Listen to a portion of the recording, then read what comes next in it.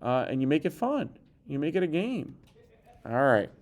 Now let's look at the biological. And the biological is just understanding how the brain itself works. And the biological causes neurons, the neurotransmitters, synapses. Are they communicating correctly? We find out there's, in people with schizophrenia, they have more gray space. Well, and that biological psychology is really changing when it comes to clinical and abnormal psychology. Now we can see at 5 years old, if you have more gray space, as you're 10 years old and you have more gray space and it's growing, that you might be more likely, by scanning your brain, that you're more likely to be schizophrenic. And that's not good. But we could take some preventative measures to get you mental, biological. Maybe you need medication to help you control and calm you down so you don't have fears or paranoia that people are watching you or the government's after you is very common. And then the other side of those delusions are delusions of grandeur, where you think you're like the greatest thing that's ever existed. That can be caused by schizophrenia as well. You're the best. So now the last one we're going to talk about as at this point is sociocultural, cultural and environmental influences. And we talk about how powerful sociocultural psychology and this approach can be on people as well. So, for example, they just came out with the reports. They were talking about the highest rates of suicide. And I know suicide is a horrible thing to talk about, but in psychology, it is very important to talk about it, to try to prevent it. And also, it's very important to understand it. But we know it seems like a very individual thing that somebody does. But we find out in psychology and sociology, it's not very individual. There are countries that have more suicide than others. There are countries that have less suicide than others. There are cultures that have higher rates of suicide than others. So I'll give you an example. So the highest rate of suicide in America is usually among teenage females. Preteen and teenage females have the highest suicide rate. It's the third largest cause of death in teenagers. Well, why do females have so higher rates of suicide or attempted suicides than males? And things have been changing, and we really are starting to see an increase, an uptick around 2010. And that's when something changed. And one big change has been, we see it social media and Facebook, Meta, whatever you want to call it, and then Instagram, TikTok, and all these social media outlets, they really started to take off. And girls, specifically young girls, have a lot of pressure, and they're a big market to buy things. So they put pressure on each other socially to buy things that make you look pretty. Or maybe it goes back to the humanistic approach. Does it affect your low self-esteem? Do you have a negative self-imagery? Are you overvaluing how other people view you? That would be humanistic. But the sociocultural and environmental influences are the fact that every teenager or most teenagers now have phones and they have access to social media. And that's one of the possible causes of why these numbers are increasing. Not the only, but it is a cause that is causing some of these issues. But what I want you to understand about when we do abnormal psychology is, while in my personal opinion, I think that a good psychologist is probably going to try to apply all these approaches at some point and see through every lens, how does this work?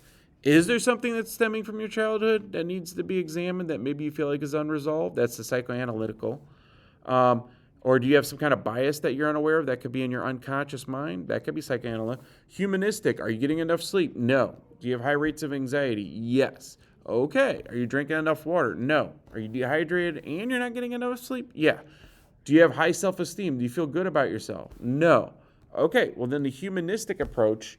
So you would have what we'll talk about, a lot of therapists would call locus of control, which means you have things that are in your control and outside of your control, and we need to focus on those things that you can control.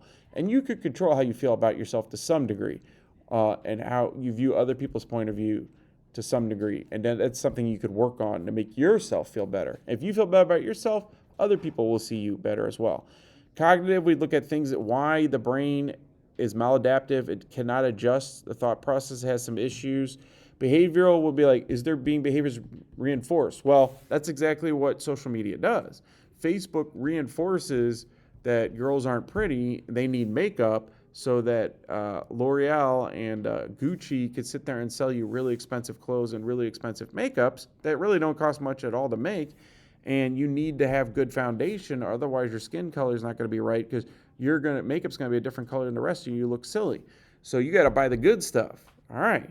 So there are groups, corporations use these approaches to make money off people. Meanwhile, therapists may be trying to support the person to make sure that they feel good about themselves and they're having a healthy life quality. And then biological is if there's anything wrong with the neurons or some things actually happening in the brain, there's a chemical imbalance, like bipolar can be caused by, and they need medication. And sociocultural is, how is our culture? Do we have a culture where we value money and materialist things too much? How does that put pressure on young girls, our teenagers or adults to succeed, this culture of success and winning? And you can never lose kind of stuff, instead of maybe focusing on the importance of team and family and friends, might be things that are in your control. So there's a lot going on where I think that all these approaches could be applied to really help people and set goals. Now, what are the different types of disorders? So you could see, and this is interesting. In fact, so in 1985, you might have had 1 out of 2,500 people had schizophrenia. Now we're down to 1 in 68. The point is this: has the number of people with mental health disorders in the past really gone up today? Do we have a lot more health issues today? Or what else was going on? And what most of the data shows is, in 1985, people didn't go to the therapist as much as they do today. It's much more acceptable for somebody to go to a psychologist or a psychiatrist and get mental supports, right? And we can get those helps. And we found out through research that about almost 30% or 28% of deaths are caused directly by mental health issues. So almost 30%, almost 1 out of 3 people in America dies from a mental health issue, whether it's suicide or it's drug use, or they make a bad choice in the physical accidents, and also that anxiety and that phobias, they can all cause things like cardiac arrest and health issues. Loneliness. We said half of American adults are lonely. And it's even higher in teenagers. You guys have higher rates of being lonely. Well, that's very bad for us. But on the positive side, the thing that makes somebody live a very long, healthy life, the number one thing that stood out, according to the Harvard research on longevity, was the guys and girls that had positive relationships with family and friends, they lived the longest, where maybe negative relationships could do the opposite. So if we can create positive relationships with our family and friends and spend time together and have fun, maybe that gives us a good quality of life. And those are things we could focus on in psychology that will help us out. Now, let's talk about neurodevelopmental disorders. And these are things that have to do with the brain is actually developed incorrectly, or something's wrong that's causing some challenges. So the first one is intellectual disability. That's the correct term for it. The delayed development of the mental ability, problem solving, and judgment issues. So we call it intellectual developmental disability, and you can get much more into this when we do intelligence. But your IQ is a big indicator if somebody has an intellectual disability. So with IQ, the perfect IQ is 100. Perfectly down the middle. The middle IQ is 100. Not perfect as in you're perfectly smart. So if you're the most average intelligent person in the room out of 100 people, you have 100 IQ. So there's going to be other people that are above and below. Now, the vast majority of people are going to fall in the middle. They're going to be between an 80 and a 120. So you're going to find out that about 30 to 35% are going to be under 100 IQ, and another 35% is going to be over to about 120. That's most people. However, you are going to have that small percentage, that 15 or 20%, that are going to go above 120. And then you start getting past like 135, 140, get into really gifted people that they can process information quicker. And on the other end of it, under 80, you're starting to see intellectual disability. And they give you some ideas of intellectual disability. So if you have an IQ of 79, you would be mildly intellectually disabled. They used to use the term retarded. We do not use that term anymore. While the term itself is not bad, it's created a really nasty negative context. So we don't use it anymore, but retard in French means like to slow down, to be slower. But we don't use that. So please say intellectual disabled. All right. And then you have layers of that where if somebody has an IQ of 20, then they're struggling to function.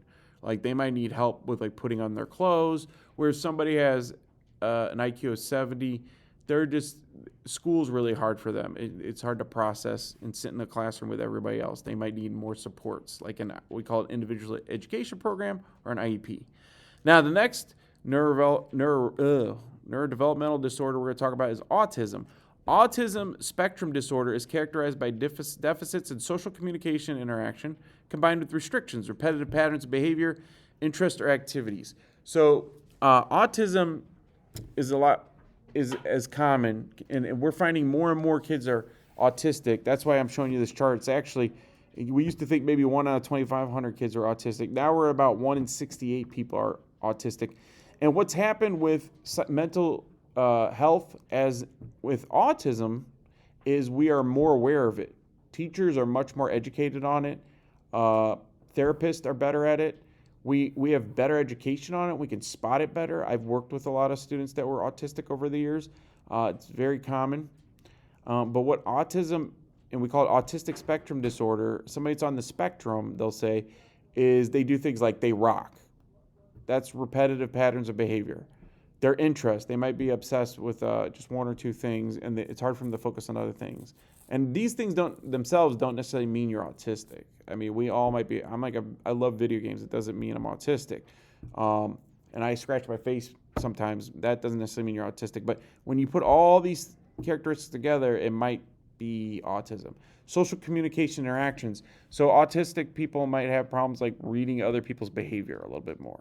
So like you're getting angry at me and I'm not really getting it. So I don't know if you've ever seen The Big Bang Theory, but in The Big Bang Theory, you have a character, Sheldon, and Sheldon, they'll yell at him and get angry, or I'll be sarcastic with him. And he's like, "Are you being sarcastic?" And he's genuinely asking because he's on the spectrum. He's autistic, and that annoys other people, but he's not intending it at all. There's actually a neurodevelopmental disorder in the brain. And Sheldon's interesting because he has what is called, and we don't use this term as much anymore, Asperger's syndrome, and it's named after the doctor that discovered it or created the idea. Asperger's syndrome are people that are autistic but are very highly intelligent. So Sheldon is gifted. He's very intelligent. So he's like this brilliant physicist, but he can't read something silly. It seems common sense, like you're getting, his wife's mad at him. He has to ask her. So that would be Asperger's syndrome. Okay, and on the right, you see the DSM-5, which is the holy grail of psychology.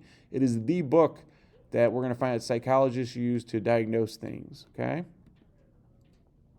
So here's my questions. Why do people develop psychological disorders? I want you to think about it. We've kind of answered that. There's a couple things going on. They have neurodevelopmental issues, and it could be trauma, environmental. I want you guys to help me out. How could a psychologist approach the treatment to a psychological disorder? And I hope you answered that they could use psychoanalytics, they could come from a cognitive perspective, a humanist approach. They could use all these approaches and apply it. And that's all we're going to talk about in this video.